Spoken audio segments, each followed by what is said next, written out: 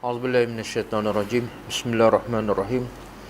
Alhamdulillahirabbil alamin, nahmaduhu wa nasta'inuhu wa nastaghfiruh. Wa na'udzu billahi min shururi anfusina wa min sayyiati a'malina. May yahdihillahu fala mudilla lahu wa may yudlil fala hadiya lahu. Asyhadu an la ilaha illallah wahdahu la syarika lahu wa asyhadu anna Muhammadan 'abduhu wa rasuluh. Subhanaka la ilma lana illa ma 'allamtana innaka antal alimul hakim. Allahumma 'allimna ma yanfa'una wanfa'na bima 'allamtana wa zidna ilma. Allahumma ati anfusana taqwaha wa zakkiha anta khairu man zakkaha. Anta waliyuha wa maulaha. Rabbi yassir wa la tu'assir. Rabbi tammi bil khair. Amma ba'du.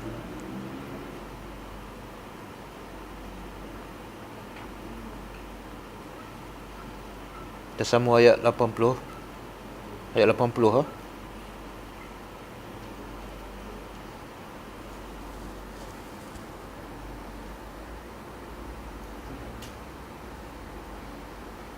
A'udzubillahi minasyaitonirrajim.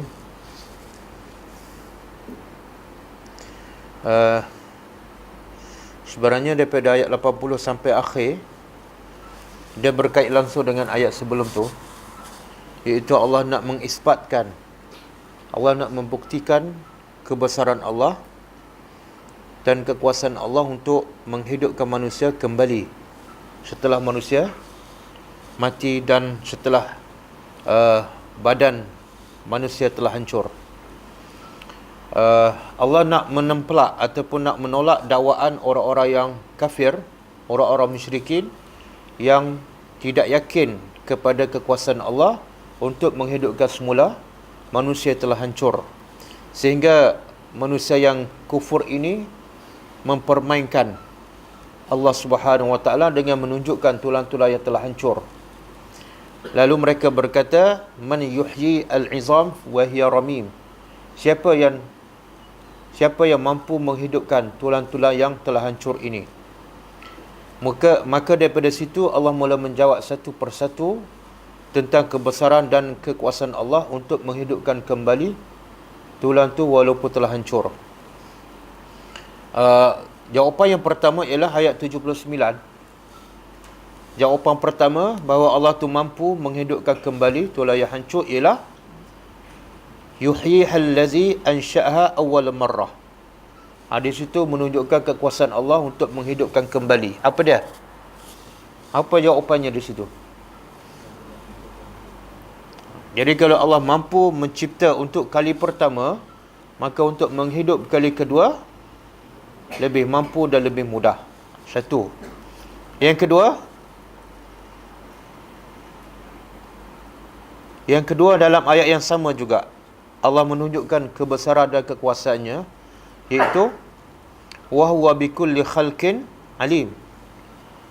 Allah tu dengan setiap ciptaannya alimun, maha mengetahui. Allah sebut khalqin. Khalqin apa dia? Dia ada perkataan khaliqun, ada perkataan makhluk, dan ada perkataan khalqun, dan ada perkataan khalaqa. Semuanya daripada huruf yang sama, kha lam qa. Jadi kalau khalaqa, fi'il, perbuatan, dia telah mencipta. Kalau khalqun, ciptaan. Kalau bahasa Melayu dia panggil kata terbit, ataupun bahasa Arab masdar, ciptaan. Kalau khaliqun, pencipta. Kalau makhlukun,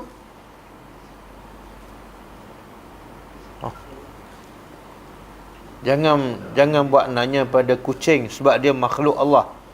Kita biasa bercakap kan, apa makna? Yang dicipta. Jadi kalau khaliqun pencipta, kalau makhluk yang dicipta.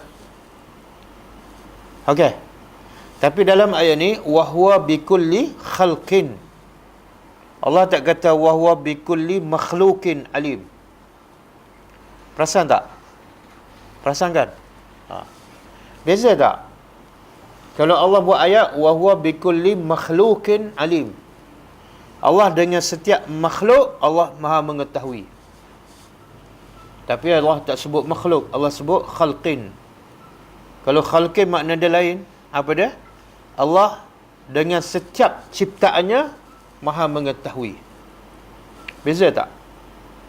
Dengan setiap ciptaan, satu lagi dengan setiap yang dicipta. Beza tak?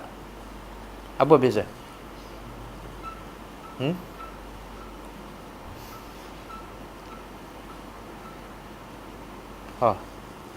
Itu bahasa Arab tu.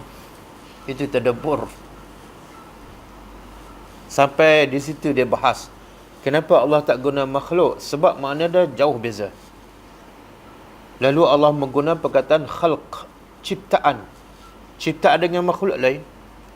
Kalau Allah gunakan makhluk, makna dia apa? Ini makhluk Allah ni. Kan? Apa saja selain daripada Allah, maka dia adalah makhluk. Kalau makhluk, mana Allah mengetahui dengan benda ni. Tahu. Gelas. Air. Tapi nak mencipta, Allah tak tahu. Faham tak? Allah tahu, saya ni makhluk Allah. Allah tahu tentang saya. Siapa nama saya, lahir kat mana, anak siapa, isteri siapa, anak berapa orang. Tapi macam mana nak cipta saya, Allah tak tahu. Faham? Maka Allah guna perkataan wa huwa bikulli khalqin. Allah dengan setiap ciptaannya tahu apa yang Allah tahu. Macam mana nak cipta? Apa keperluannya, apa hajatnya, umurnya berapa lama. Semua Allah tahu. Boleh? Beza tak?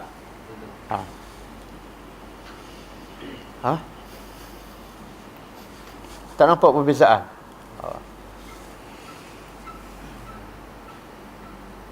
Saya tahu burger. Dengan saya tahu macam mana nak buat burger.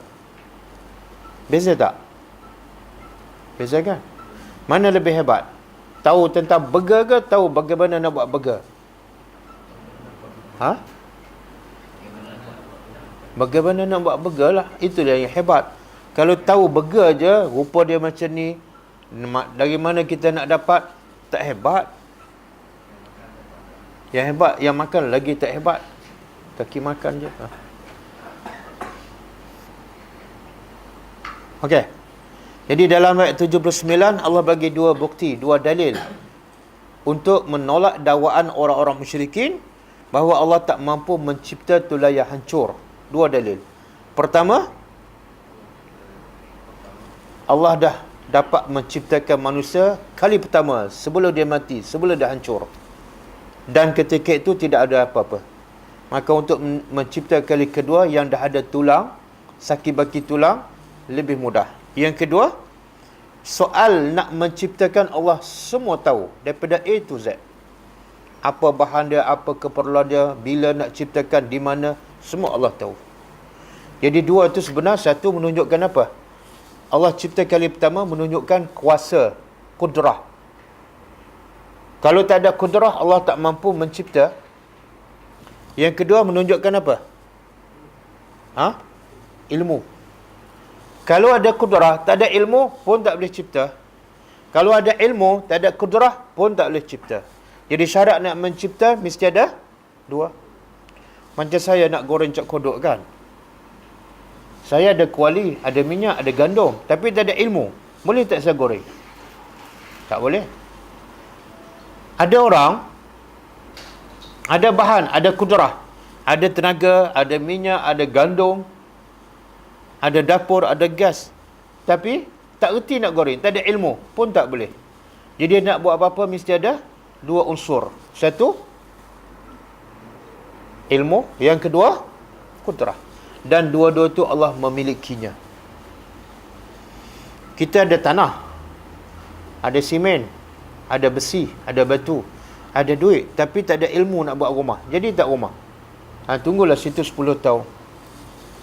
Ada orang tahu cara nak buat rumah, ada kepakaran, tapi tanah tak ada, bahan tak ada, duit tak ada, tak boleh. Okey. Sekarang Kita pergi ayat 80. Dalil yang ketiga bahawa Allah tu mampu menghidupkan manusia.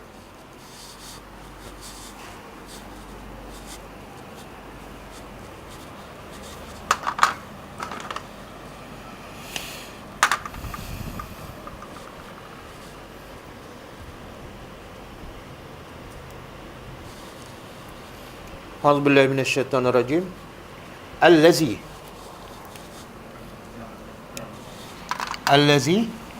yang. Bila sebut yang ataupun bermula dengan allazi, dia menyambung ayat yang lepas. Dia menyambung ayat yang lepas. Ja'ala, telah menjadikan, lakum, untuk kamu,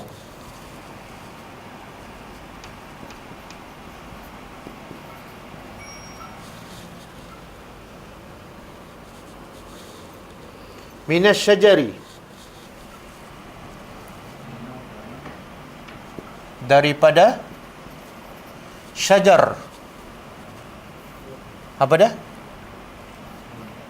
Pokok. Al-akhdar, yang hijau.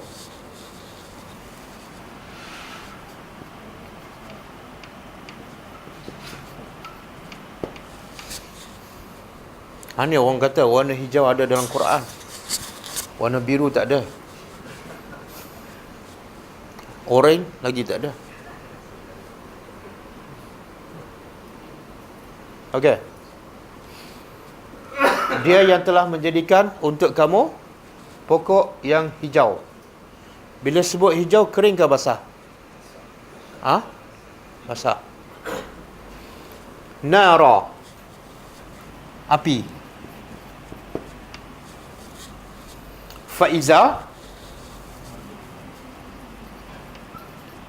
maka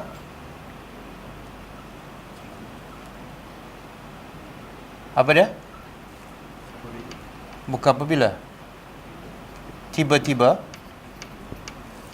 antum, kamu, minhu, daripadanya. Daripada apa? Daripada api. Tuqidun, kamu nyalakan.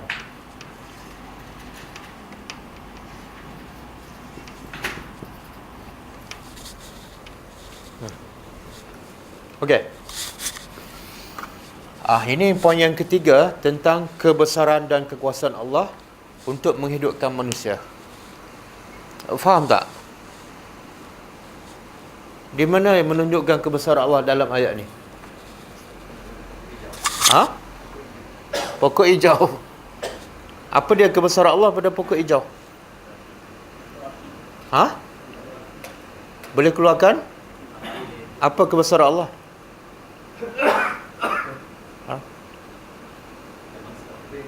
Apa dia?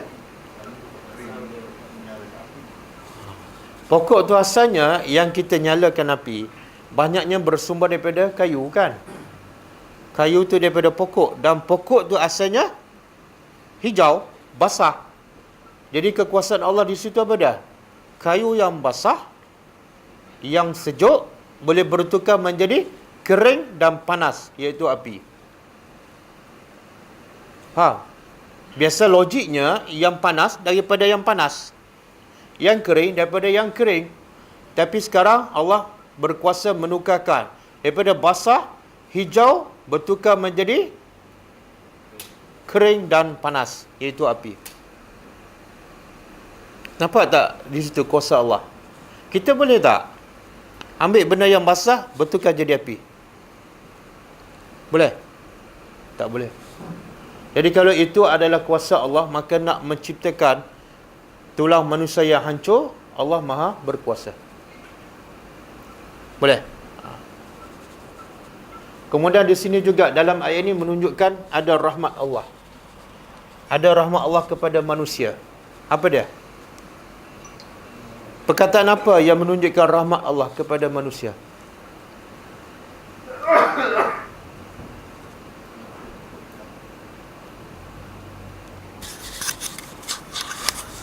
Ha? Ja'ala lakum.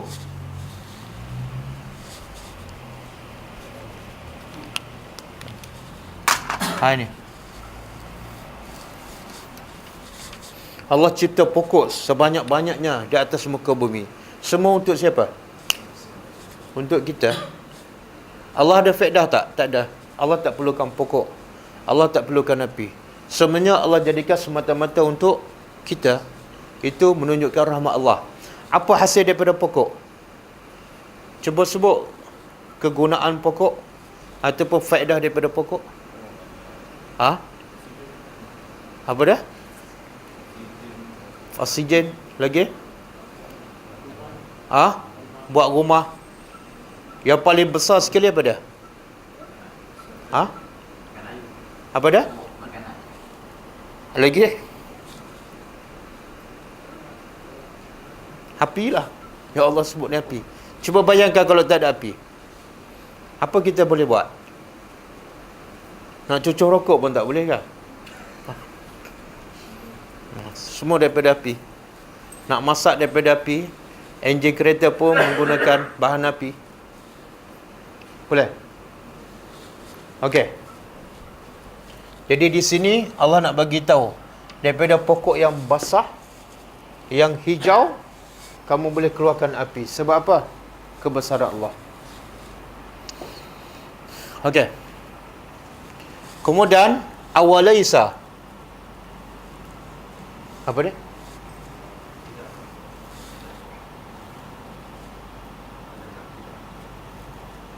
Adakah? Laisa tidak.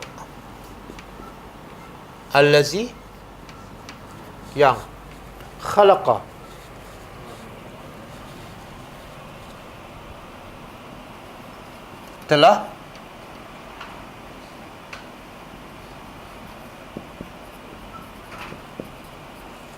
telah menciptakan as-samawat,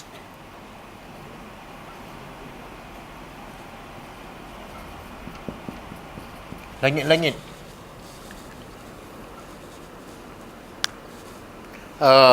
Dalam ayat di atas Allah guna ja'ala. Dalam ayat di bawah Allah guna khalaqa. Apa beza?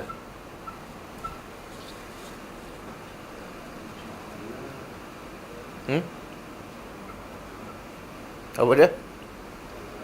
Apa beza? Ja'ala dengan khalaqa. Apa dia? Khalaqa daripada tak ada.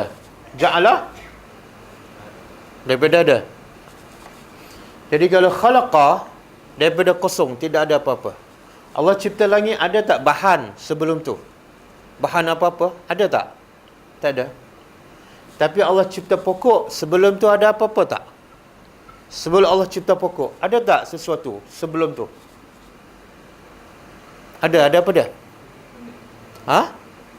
Ada benih, ada tanah, ada tapak. Jadi bila sesuatu telah ada, maka Tuhan guna perkataan ja'ala. Kalau asalnya daripada tidak ada apa-apa, Allah guna khalaqa.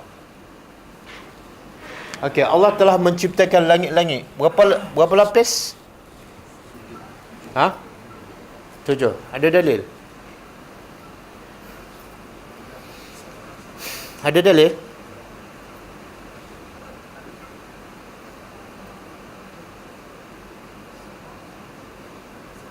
Dari mana tahu?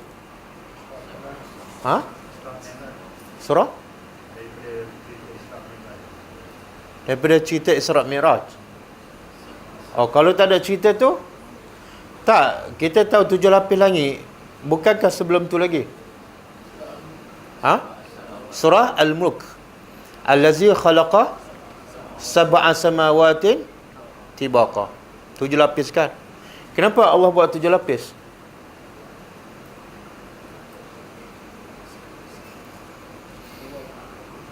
Ha?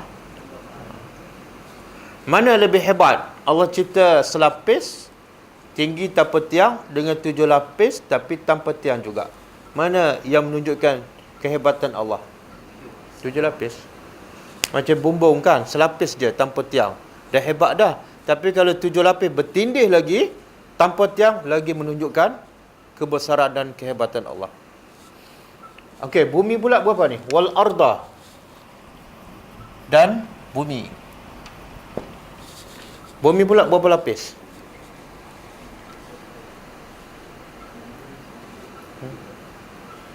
Apa dia? 7 lapis. Ada dalil? Itu tak ada cerita Isra Mi'raj. Sebab Nabi tak turun ke bumi. Ada dalil tak? 7 lapis.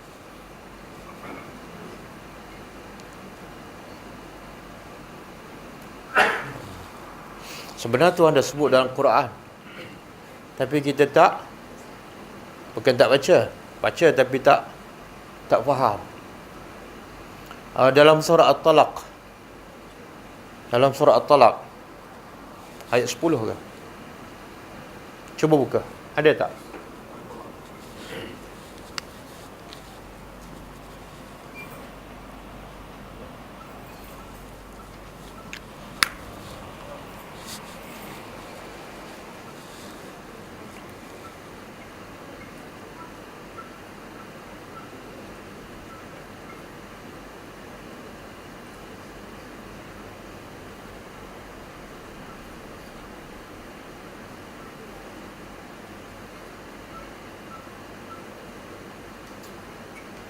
Ada?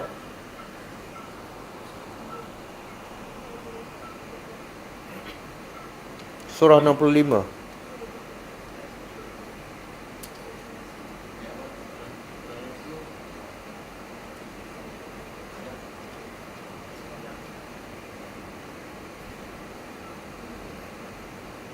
Ayat 12.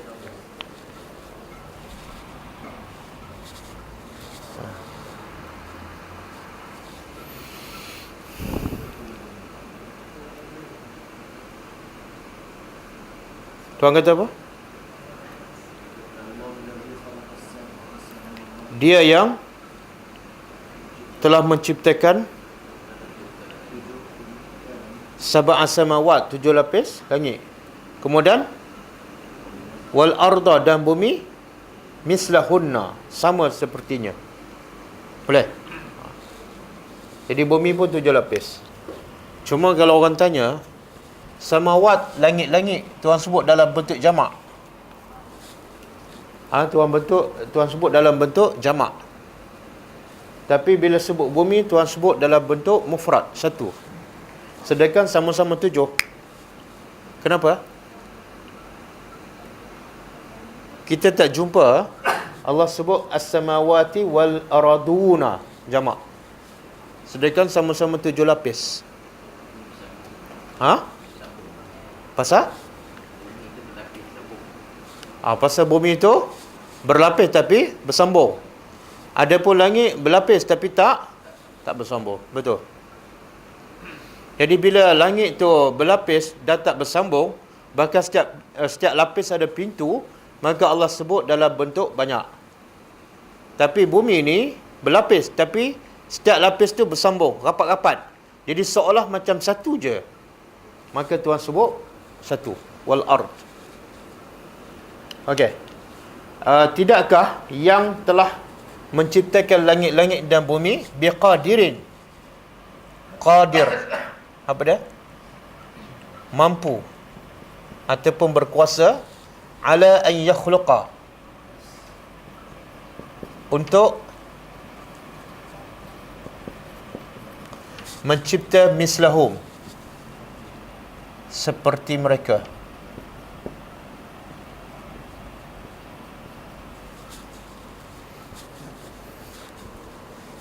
Ini bukti yang keempat, kekuasaan Allah untuk mencipta manusia untuk kali kedua. Apa dia? Allah nak buktikan kalau setakat nak cipta manusia kali kedua, walaupun tulah dah hancur, sangat mudah. Kenapa? Allah telah berjaya mencipta langit-langit yang besar, yang tinggi, yang luas, tanpa tiang dan 7 lapis. Maka nak cipta manusia, logiknya apa dia? Lebih mudahlah. Saya boleh cipta, saya boleh buat rumah banglo besar, tiba-tiba orang tak percaya saya boleh buat reban ayam. Masuk akal tak? Tak masuk akal.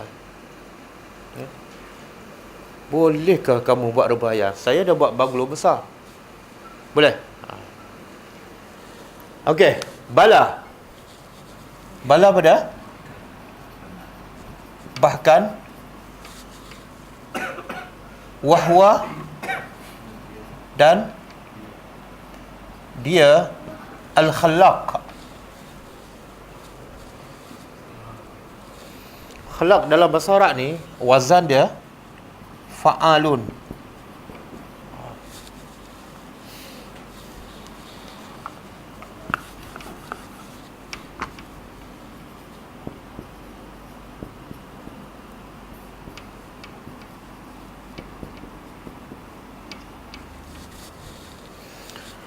Okey, bahasa Arab kalau menunjukkan orang yang, wazan dia apa dah? Fa'ilun. Fa'ilun menunjukkan orang yang. Contoh, kalau khalaqa mencipta, kalau orang yang mencipta apa dah? Pattern dia sama. Fa'ilun, khaliqun. Okey. Tapi kalau nak menunjukkan dia memang bukan buat sekali-sekala, dia memang kerja dia mencipta. Menunjukkan banyak ciptaannya. Maka dia guna wazan fa'alun. Jadi kalau dia banyak mencipta, cuba tukar. Kalau tengok sini, baca terus. Khallaq. Khallaqun. Boleh? Contoh lain, orang yang berilmu. Cuba Pak. Alimun. Ini ilmu dia tak banyak sangat lah. Tapi kalau ilmu banyak, semua dia tahu. Fiqh tahu, tafsir tahu, tauhid tahu, usul fiqh dia tahu, semua dia tahu. Dipanggil apa? Cuba Pak. Allamun. Kan? Ada tak dalam Quran? Tuhan tu maha mengetahui perkara yang ghaib. Allamul ghuyub. Boleh? Kalau apa ni?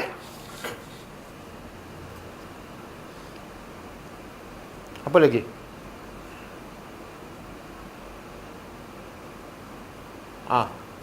Orang yang membawa.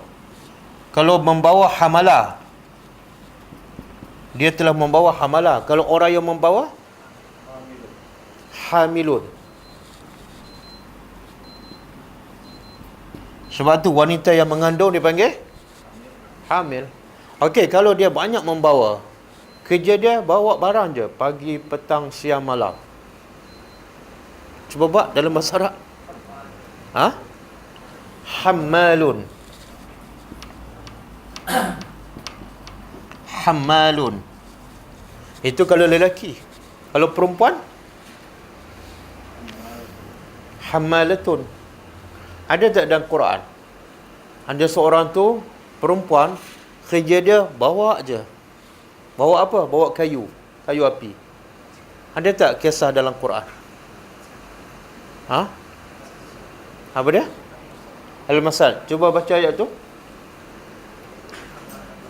Wa imra'atuhu hammalatul hatab. Apa makna hammalatul hatab? Siapa dia tu? Wa imra'atuhu. Isteri Abu Lahab. Apa kerja dia? Antara kerja dia ialah hammalah. Suka membawa. Bawa apa? Kayu api. Hatab. Kayu api ataupun duri-duri. Untuk apa? Untuk meletak di tengah jalan supaya dapat halang Nabi daripada pergi berceramah ataupun pergi kuliah maghrib. Okey.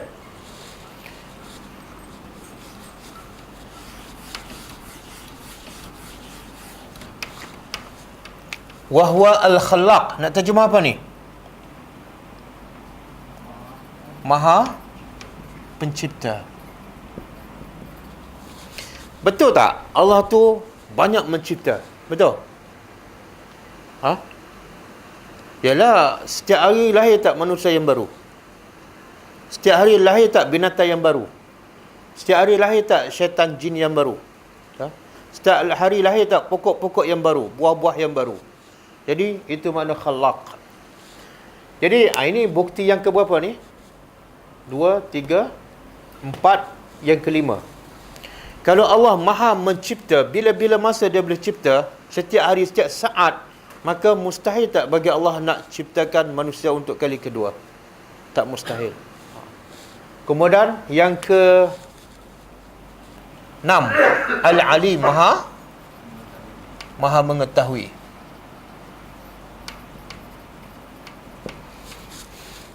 Kebesaran Allah yang seterusnya ialah Allah tu Maha mengetahui bagaimana nak mencipta apa saja. Okey. Yang ketujuh, bukti yang ketujuh. Innama, sesungguhnya, hanyalah, amruhu, urusannya, iza, apabila, arada apa dia? Dia kehendaki.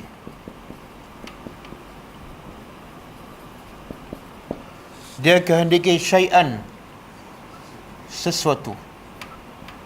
Dalam bahasa Arab, bila nakirah tanpa alif lam, makna apa? Apa saja.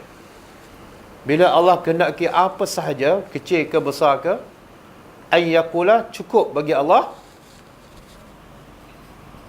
bahawa dia berkata, lahu, bagi sesuatu yang dia nak tu, kun fayakun.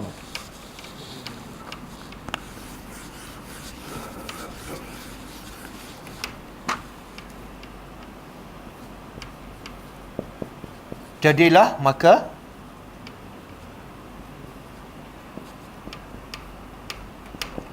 jadilah ia. Okay. Jadi bukti yang ketujuh kebesaran Allah dapat mencipta manusia untuk kali kedua ialah, iaitu Allah nak cipta apa-apa, tak perlu bahan, tak perlu masa, tak perlu tenaga, tak perlu tempat, tak perlu kos. Hanya perlu apa dia? Kun fayakun.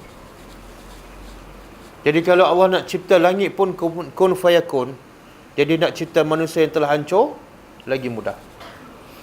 Okey, dalam Al-Quran Allah ada sebut kisah Allah menukarkan sesuatu dengan menggunakan perkataan kun. Ingat tak? Dalam Quran Tuhan sebut kisah ya Allah menukarkan sesuatu dengan menggunakan perkataan kun.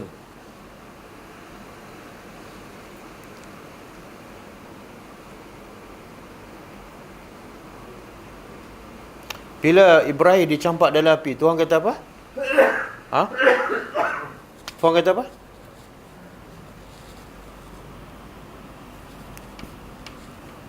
Ya nar, ya naru kuni bardan wasalama. Bila dicampak je pada Ibrahim ke dalam api, terus Tuhan berkata, ya nar, wahai api, kuni bardan, jadilah kamu sejuk dan selamat. Ambil masa tak api tu nak betulkan jadi sejuk? Tak, masa tu juga.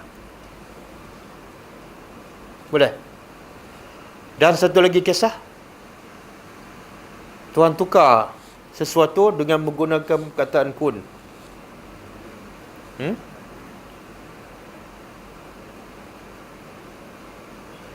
Apa dah? Dah kata banyak kali kan? Apa dia? Surah? Boleh sebut ayat tu?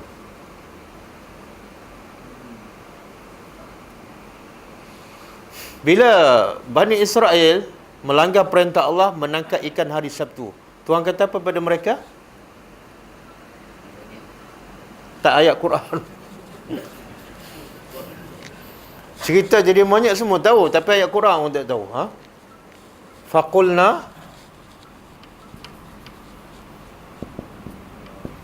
Faqulna lahum, kami berkata pada mereka, kunu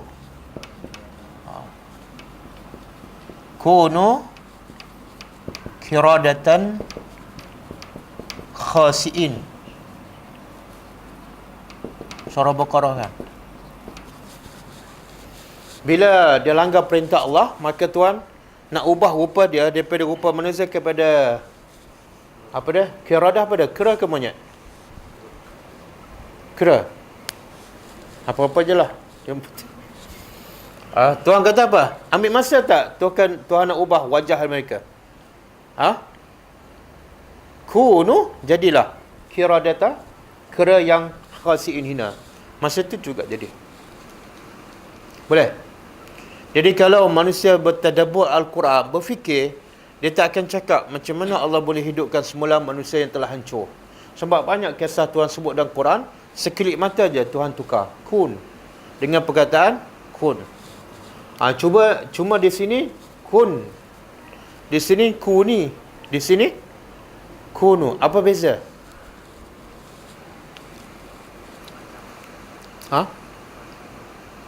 Apa beza? Di sini kun bila pada satu, Tuhan perintah pada syai'an, mufrad muzakkar. Di sini bila Tuhan perintah pada mufrad muannas.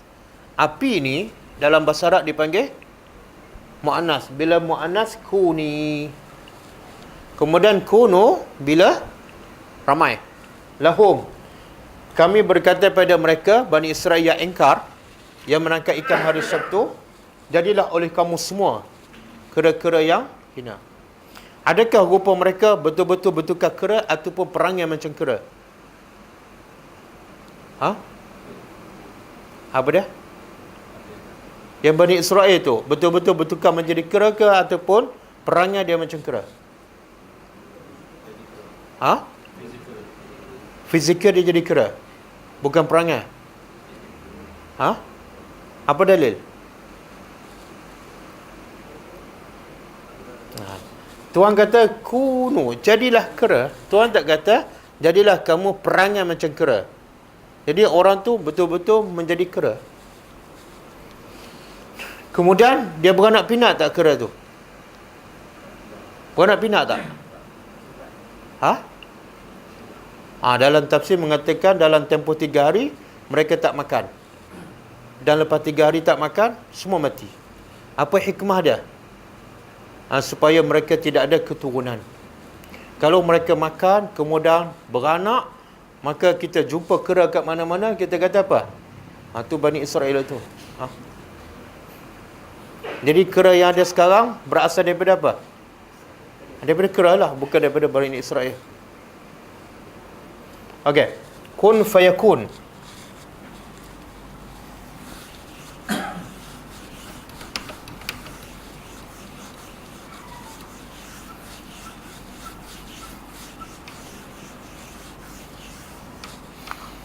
Fasubhana, kemudian dalil seterusnya, fasubhanallazi, maka maha suci, allazi, yang, biadihi,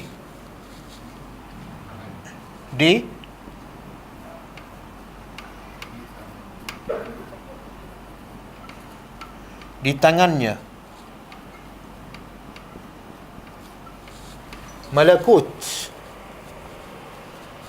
Malakut apa dia? Kalau kita baca surah Al-Mulk, Tabarakallazi biyadihi al-mulk. Apa beza Al-Mulk dengan malakut? Dia dalam bahasa Arab, asal dia malakut ni asal dia mulk. Asal dia malakut, asal dia mulk. Tapi Tuhan nak, dalam bahasa Arab, Tuhan nak berkata kuasaan Allah tu mutlak dan sangat luar biasa. Dari segi bahasa Arab, dia tambah waw dan ta. Dan bacaan dia malakut. Bila tambah waw dan ta menunjukkan apa? Lagi besar kekuasaan Allah dan lagi mutlak. Dan kata ahli tafsir juga, malakut makna dia kuasa yang sempurna, yang tak pernah tidak ada dan tak mungkin hilang. Beza dengan kuasa manusia. Kuasa manusia asalnya tiada dan berakhir dengan tiada juga, hilang. Kemudian kuasa manusia terhad. Dia tak boleh buat apa saja. Betul tak? Kuasa manusia terhad. Dia tak boleh buat ikut suka dia. Macam kita lah, kita ada rumah kan. Kita boleh buat tak ikut suka kita pada rumah tu? Walaupun rumah kita. Boleh tak? Ha? Kalau kita letak bumbung, tingkap kat bumbung. Boleh tak? Boleh, tapi orang kata apa? Baik gila. Kita tak ada kuasa mutlak. Nampak? Walaupun rumah kita. Ataupun rumah kita, kita nak pecahkan tingkap, nak pecahkan pintu. Boleh tak? Walaupun hak kita, boleh tak? Tak boleh. Orang kata gila. Orang kata gila. Tapi Allah cipta langit. Allah nak pecahkan langit. Boleh tak? Boleh. Orang kata apa? Allah Maha berkuasa. Itu beza kuasa Allah dengan kuasa manusia. Kuasa Allah adalah mutlak dan sempurna. Dia bebas nak buat apa saja pada kuasa dia. Manusia nak tukar pada kera, api nak jadi sejuk, semua Allah berkuasa. Malakut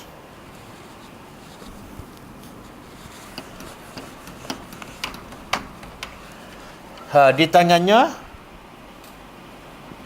kekuasaan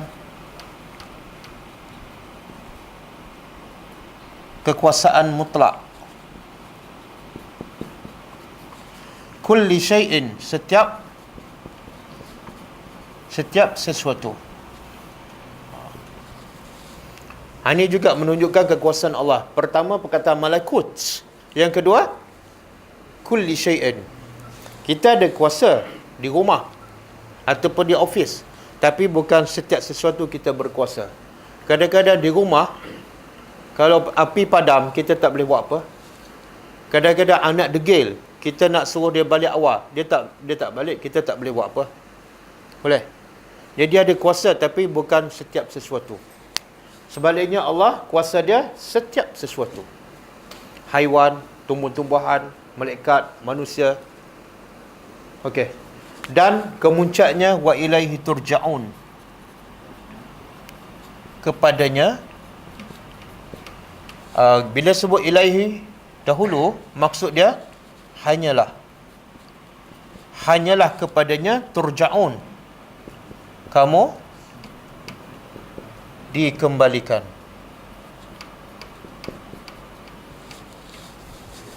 Okey. Di sini juga menunjukkan kekuasaan Allah untuk mengembalikan manusia. Apa dia? Gimana kuasa Allah yang membuktikan Allah mampu mengembalikan manusia untuk kali kedua?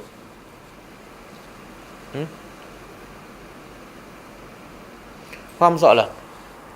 Sekarang semuanya Allah nak buktikan, nak menolak dakwaan orang musyrikin yang tak percaya Allah boleh hidupkan semula manusia setelah tulangnya hancur. Semua ni adalah Allah nak membuktikan. Termasuklah wa ilaihi turja'un. Jadi di mana, macam mana bukti di sini menunjukkan Allah tu mampu menghidupkan manusia? Kepadanya kamu dikembalikan.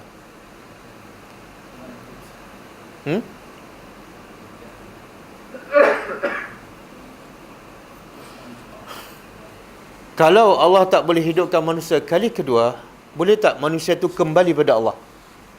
Tak boleh. Jadi nak kembali pada Allah, syarat dia mesti dihidupkan kali kedua. Boleh. Kemudian, kenapa perlu kembali kepada Allah? Kenapa perlu kembali kepada Allah? Orang berhujah pula. Tak kembali pada Allah pun tak apa. Tak, kena kembali. Soalannya kenapa kena kembali? Hmm? Kalau manusia tak kembali kepada Tuhan, kehidupannya adalah sia-sia. Kehidupannya adalah main-main. Dan orang yang dizalimi tidak akan dapat keadilan. Orang yang buat kebaikan tak dapat balasannya. Betul? Jadi maka hikmah Allah, kebijaksanaan Allah ialah mesti ada satu kehidupan lain. Untuk apa? Untuk Allah memberi keadilan pada semua manusia sepanjang hidup mereka di dunia. Maka wajib kembali kepada Allah. Dan nak kembali, wajib hidup untuk kali kedua. Jadi ayat wa ilaihi turja'un, pertama menunjukkan kuasa Allah mencipta manusia kali kedua. Sebab kalau tak cipta kali kedua, mustahil manusia boleh kembali pada Allah. Yang kedua, menunjukkan kebijaksanaan Allah mencipta manusia. Apa dia kebijaksanaan Allah? Iaitu Allah jadikan satu lagi kehidupan yang kekal abadi untuk memberi keadilan yang sebenarnya kepada manusia. Kalau tak ada kembali pada Allah, tak ada kehidupan lain, hidup kita rasa macam sia-sia. Betul tak? Kita datang masjid solat pun tak ada balasan. Datang kelas pun tak ada balasan. Pergi haji pun tak ada balasan. Hidup sia-sia. Dan satu lagi apa dah? Kalau tak ada hari pembalasan, kalau tak kembali kepada Allah, satu lagi musibah yang besar akan berlaku apa dah?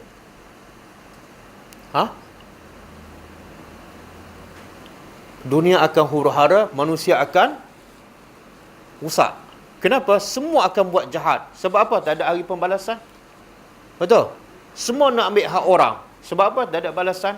Maka kita tidak hidup dengan aman. Nampak tak? Jadi hikmah Allah mesti kembali kepadanya. Okey?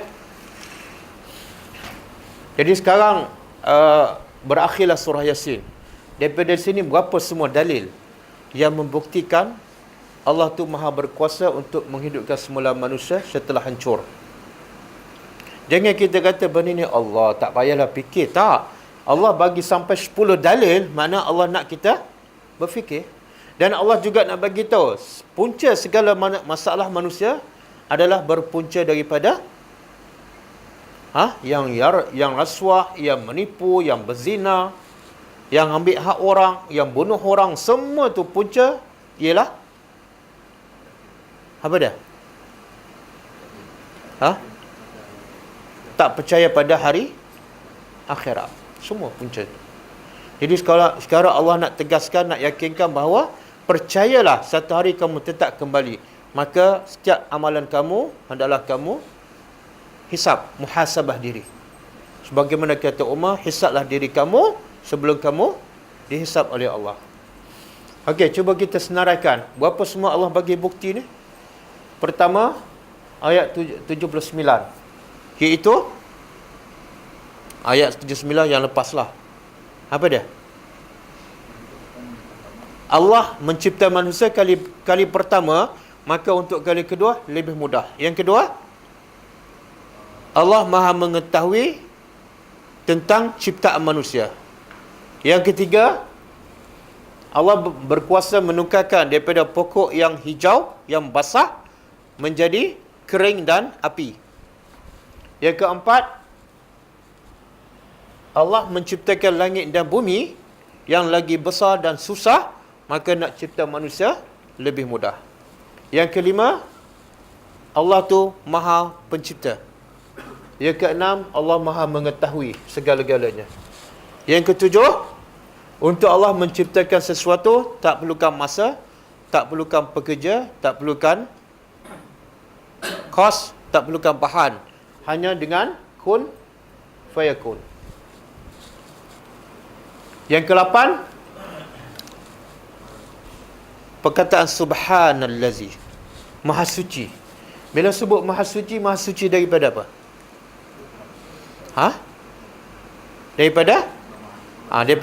Daripada dua perkara. Pertama, maha suci daripada segala sifat kekurangan dan kelemahan. Kalau Allah tak mampu mencipta kali kedua, mana Allah lemah. Subhana, maha suci Allah. Yang kedua, Allah maha suci daripada menyerupai manusia. Allah berilmu, manusia berilmu, tapi ilmu Allah tak sama. Manusia boleh membuat, Allah boleh mencipta, tapi tak sama. Jadi Maha Suci Allah daripada dua perkara. Pertama, daripada segala sifat lemah dan kurang. Yang kedua, daripada menyerupai manusia. Berapa dah? 8. Kemudian yang ke-9, biyadihi malakutu kulli syai'in. Di tangannya segala setiap sesuatu, ataupun kekuasaan setiap sesuatu ada di tangannya. Di sini bukan maksud ada kat tangan Allah, tak. Maksud apa dah? Contoh saya kata harta saya ada kat tangan. Bukan harta ada kat tangan. Maksudnya saya boleh buat apa saja pada harta saya. Di sini pun maksud dia di tangan Allah kekuasaan segala sesuatu. Maksudnya Allah boleh buat apa saja yang dia nak bila-bila masa tanpa dihalang oleh sesiapa. Itu yang ke-9. Dan yang terakhir, yang ke-10, kalau manusia kena kembali pada Allah, maka Allah mampu menghidupkan manusia kali kedua. Tak mungkin manusia kembali pada Allah tanpa dicipta untuk kali kedua. Dan wa ilahi turja'un juga menunjukkan kebijaksanaan Allah. Allah tu Maha Adil dan Allah tu Maha Hakim. Maka Allah mewujudkan kehidupan yang akhirat di akhirat yang kekal abadi untuk memberi pembalasan. Okey, boleh. Jadi daripada sini juga kita boleh ambil pengajaran. Kalau kita nak berdakwah pada orang, kalau dia tak solat, jangan cerita bab solat. Kalau dia tak tutup aurat, jangan cerita bab aurat. Habis cerita apa? Cerita bab tauhid. Semua masalah manusia tak solat ke, tak tutup aurat, semuanya punca apa dia? Dia tak percaya pada hari akhirat. Kalau dia yakin pada hari akhirat, masa itu juga dia solat. Kalau dia yakin dia akan dibakar oleh Allah, masa itu juga ditutup aurat. Jadi keyakinan pada hari akhirat itu adalah benar asas. Sebab tu Tuhan bagi jawapan sampai 10. Kan? Orang tak solat, kita duk tekan solat. Dia tak boleh terima. Cari punca kenapa dia tak solat. Sebab dia tak kenal Allah. Bila tak kenal Allah, tak payah suruh, tak payah paksa, dia takkan solat. Kalau solat pun hanyalah berpura-pura. Boleh? Sebab itulah 13 tahun Nabi berdakwah di Mekah, penekanan Nabi apa dia? Pasal akidah. Dan sama juga anak-anak kita lihat nak solat, malah baca Quran, malah berzikir, malah solat sunat, semua puncanya tak yakin pada hari akhirat. Tapi kalau bab dunia, betul? Tengok antara Quran dengan handphone. Siapa yang pegang telefon masa tidur, telefon duduk bilik lain? Siapa dia? Dia tidur bilik atas, telefon duduk bilik bawah. Ada?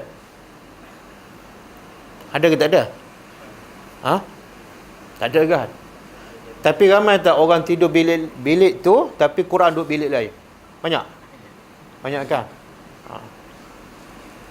Mana lebih penting? Telefon lah. Cakap biarlah realistik kan. Buat lain, nak cakap lain. Yang lebih penting telefon. Sebab itulah telefon tak pernah berpisah daripada kita. Padahal baca telefon, baca WhatsApp, buka telefon dapat pahala tak? Dapat pahala. Seminit buka telefon berapa pahala? Dapat. Habis kredit ada, habis duit ada. Tapi pegang juga, besok bayar lagi. Betul? Tapi pegang kurang, kena bayar tak bil tiap-tiap bulan? Tak kena bayar. Tapi pegang tak setiap masa? 1 huruf pula 10 pahala. Nabi kata apa? Bacalah Al-Quran. Fa'innahu ya'ti yawmal qiyamah syafi'an li ashabihi. Bacalah Al-Quran sebab dia akan membantu kamu di hari akhirat besok. Telefon boleh bantu tak? Di pada mahsyar, orang yang paling selamat ialah orang yang tak pernah berpisah dengan telefon. Okeylah macam tu. Apa dia? Sebab apa?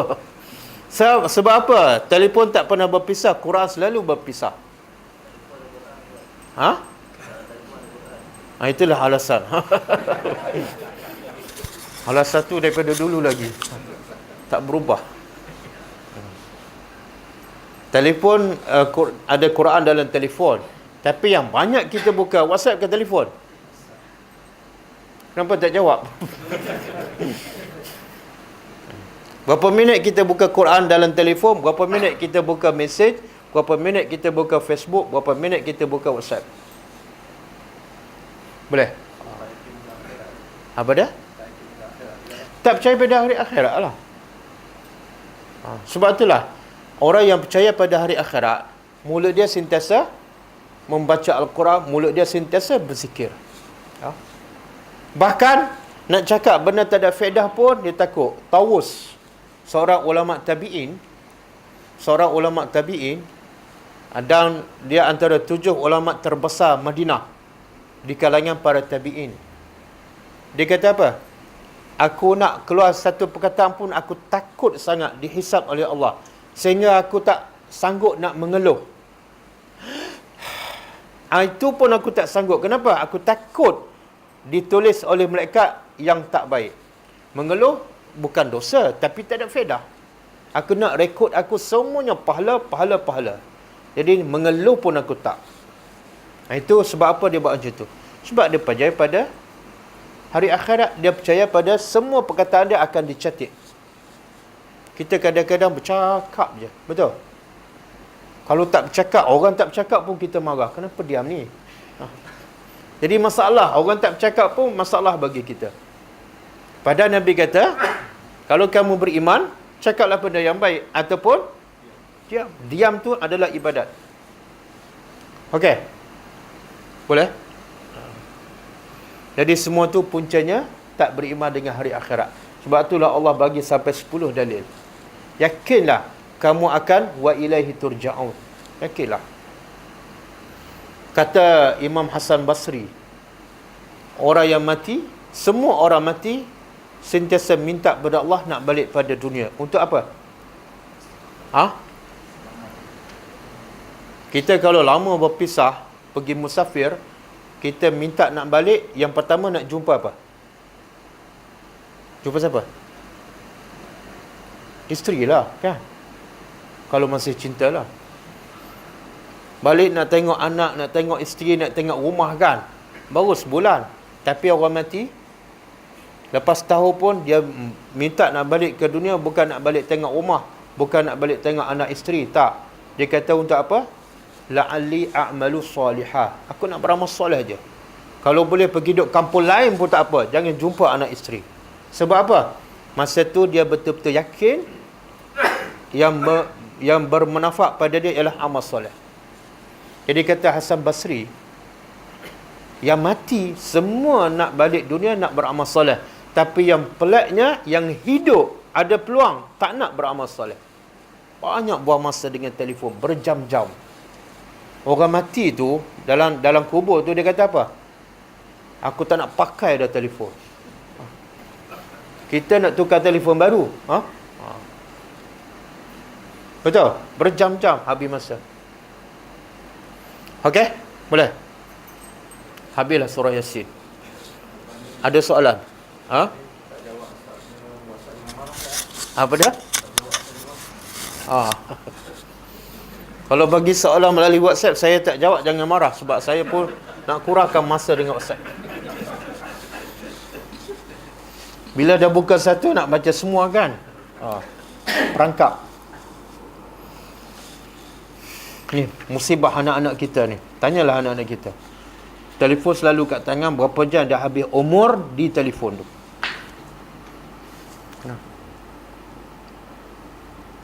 Bahaya, kan? Kita tak, masa muda dulu tak ada telefon, tapi tak berzikir juga. Lebih kurang 2 kali 5 lah.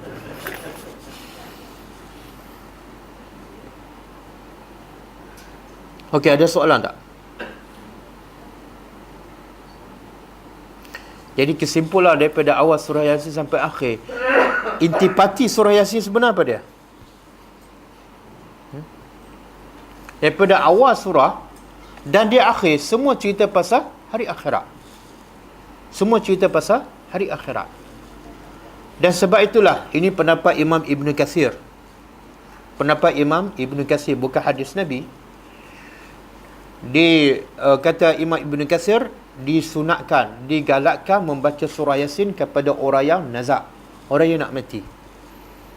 Sebab apa? Sebab Ibn Kathir, walaupun bukan hadis, tapi dia faham maksud surah Yasin. Jadi maksud surah Yasin banyak cerita pasal hari akhirat. Dia banyak membantu orang nak mati, lebih sedar, lebih insaf, dan dia bertobat kepada Allah kalau dia faham. Tapi yang kita baca Yasin pada orang nak mati ni, yang nak mati faham tak? Yang baca faham tak? Dua-dua tak faham. Dua-dua tak faham. Jadi tak ke mana lah. Sekarang dah faham kan? Dah faham dah.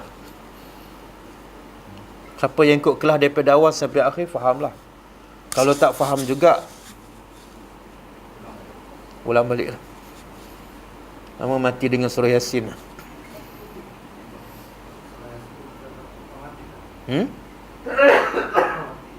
Baca lepas mati?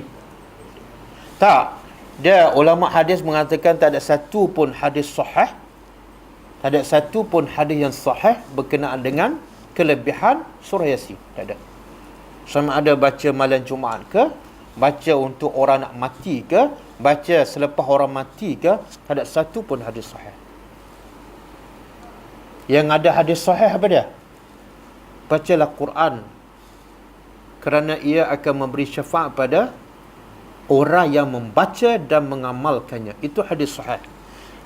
Nabi tak kata iqra'u Yasin. Nabi kata iqra'u al-Quran, baca Quran. Berapa surah? Tengok, Nabi cakap tak dengar. Ustaz dia cakap dengar. Nabi cakap baca Quran. Satu Quran. Sebab apa? Satu Quran itu akan memberi syafaat. Dia tak baca. Ustaz cakap apa? Nak mati, baca Yasin. Lepas mati, baca Yasin. Malam Jumaat, baca Yasin. Oh, dia dengar cakap Ustaz. Nabi kata, baca satu Al-Quran. Iqra'u Al-Quran. Boleh? Kenapa nak baca Yasin saja? Okey. Ada soalan? Kalau tak ada soalan, saya nak bagi soalan. Apa dia? Tak ada hadis sahih.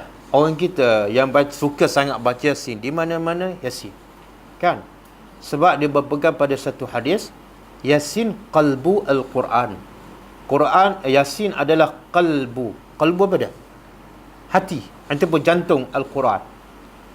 Jadi dia faham, bila dapat tackle hati tu, mana dapatlah tackle badan dia.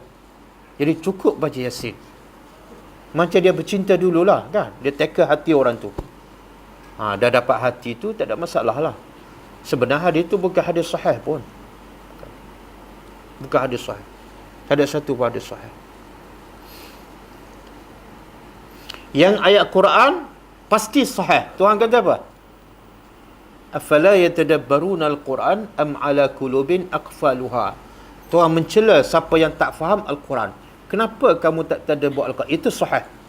Tapi kita ramai orang yang membaca buat pekak je pada ayat ni. Ustaz cakap baca Yasin, dia celak, dia dengar, dia buat. Tapi Tuhan kata apa? Tuhan cela. Kenapa tak faham Al-Quran? Ataupun hati kamu telah terkunci. Jadi kalau kita baca ayat itu, Allah mencela siapa yang tak faham Quran. Kita banding pula yang Nabi cakap, baca Quran satu huruf, 10 pahala. Macam mana kita nak selarikan? Satu Nabi kata, baca satu huruf 10 pahala. Ayat Quran kata, tadabbur. Kalau tak tadabbur, hati kamu keras, hati kamu terkunci. Yang mana satu kita nak pakai? Nak baca dapat pahala ke nak tadabbur?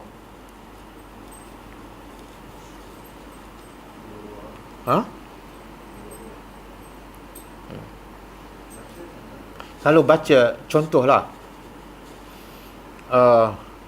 kalau kita pergi ke sekolah, cikgu bagi tahu, siapa baca buku ni, cikgu akan bagi hadiah RM10. Dia pun baca. Lepas baca, dia minta hadiah daripada cikgu. Cikgu bagi terus ke? Cikgu tanya dulu. Dah faham ke belum? Lah, cikgu suruh baca je tadi. Saya bacalah. Budak belajar macam ni, layak tak belajar? Tak layak. Sebab apa? Dia tak faham makna baca. Dia tak faham makna baca. Bila cikgu suruh baca, makna baca sampai faham. Dan di situlah letak nilai hadiah tu. Kenapa cikgu nak bagi hadiah? Sebab kalau kamu faham, kamu dapat benda yang besar faedah dia. Itulah nilai hadiah. Sama juga Nabi cakap, bila kamu baca satu huruf 10 pahala. Nilai pahala tu terletak pada kefahaman, bukan baca semata-mata. Kalaulah orang Arab jahiliah tengok Nabi hanya baca je, sahabat hanya baca je, dia biarkan Nabi baca. Dia suruh pula Nabi baca dekat Kaabah. Bacalah. Kalau setakat baca sahaja. Tak. Baca, faham, berubah. Itu yang orang Arab takut tu. Bila ikut Al-Quran, maknanya mereka terancam. Sebab Quran untuk diamalkan. Tapi sekarang, kalau orang kafir tengok orang Islam baca Quran ramai-ramai, khatam ramai-ramai, dia takut tak? Takut? Majlis khatam ramai-ramai. Majlis khatam perdana. Cina gerun tak? Cina yang tolong supply makanan tu.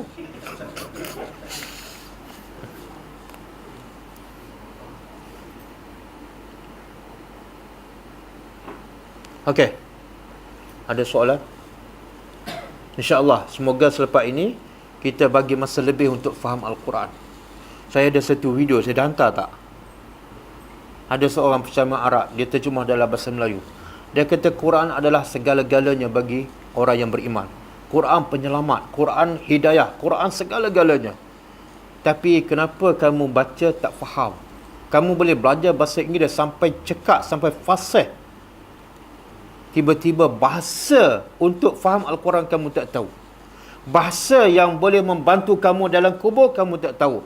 Bahasa yang boleh selamatkan kamu daripada masyarakat kamu tak tahu. Tapi bahasa untuk dapat keuntungan dunia kamu pakar dalam bidang tu. Sepatut kamu malu pada Tuhan. Bahasa Tuhan kamu tak faham, bahasa manusia kamu faham. Boleh? Jadi bagi masa lebih sikit. Bagi masa. Okey? Tak ada soalan? Tak ada, cukup setakat ni. Nak belajar surah apa lepas ni?